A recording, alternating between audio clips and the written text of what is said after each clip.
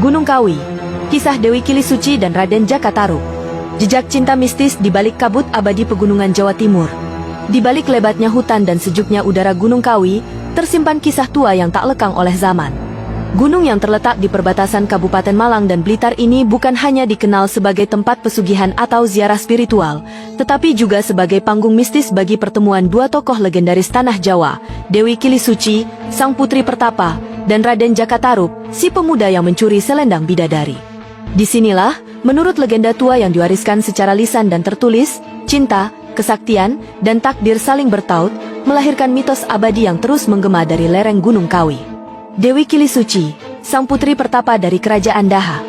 Dewi Kilisuci adalah putri dari Sri Maharaja Erlangga, raja besar dari Kerajaan Kahuripan yang kemudian membagi wilayahnya menjadi Kerajaan Jenggala dan Panjalu, Kediri.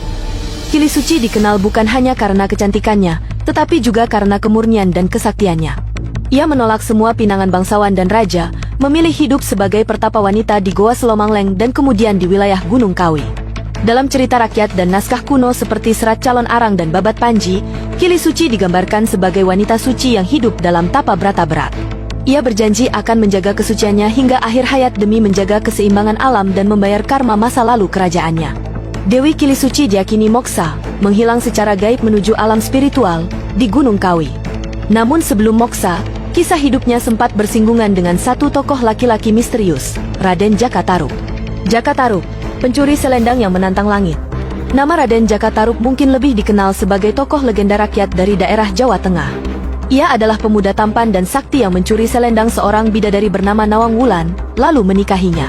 Namun dalam beberapa versi lokal di Jawa Timur, terutama dari kisah lisan Gunung Kawi dan sekitarnya, disebutkan bahwa setelah Nawang Wulan kembali ke Kayangan, Jakatarup melanjutkan petualangannya dan melakukan perjalanan spiritual ke arah timur, hingga akhirnya bertemu dengan Dewi Kilisuci di Gunung Kawi. Keduanya bertemu bukan karena kebetulan, melainkan karena garis takdir dan pencarian ilmu kesempurnaan jiwa. Jakatarup, yang kala itu sedang mencari makna kehidupan setelah ditinggal sang bidadari, bertemu Kilisuci dalam keadaan bertapa di puncak gunung berkabut. Pertemuan dua jiwa sakti. Dalam satu malam berkabut, Jakatarup yang tengah bertapa dan memohon petunjuk, mendengar suara suluk halus dari balik batu besar. Ia mendekat, dan disitulah ia melihat seorang wanita muda bermandikan cahaya bulan. Jalah Dewi Kilisuci.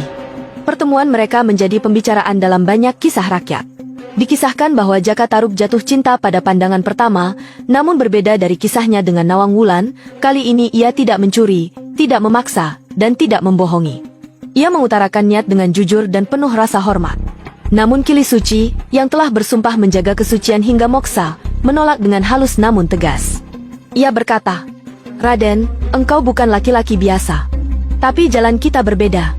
Aku harus menjaga keseimbangan dunia dengan kesendirianku, dan engkau akan menemukan takdirmu di jalan lain."